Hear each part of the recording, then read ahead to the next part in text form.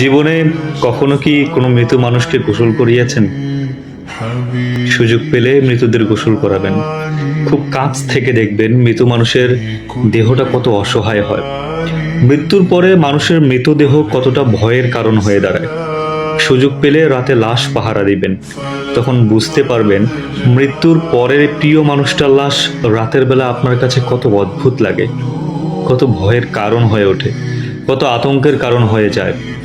সুযোগ পেলে মৃত ব্যক্তির শরীরে একটু হাত লাগিয়ে কিছুক্ষণ স্পর্শ নেবেন। আপনি তখন উপলব্ধির সুযোগ পাবেন এই পৃথিবীতে বিশাল প্রভাব প্রতিপত্তি রেখে যাওয়া মানুষগুলো মৃত্যুর পরে কত নির্জীব রূপ ধারণ করে।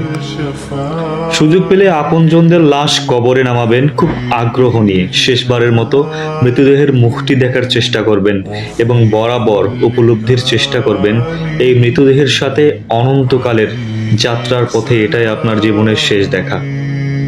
জীবনের সুযোগ পেলে মাঝে মধ্যে কবরস্থানে গিয়ে নীরবে কিছুক্ষণ দাঁড়াবেন।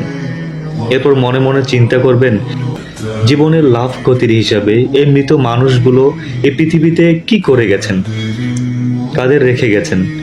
যাদের রেখে গেছেন তারা কি কখনো এই মৃত মানুষগুলোকে স্মরণ করার জন্য কবরস্থানের আশেপাশে আসে?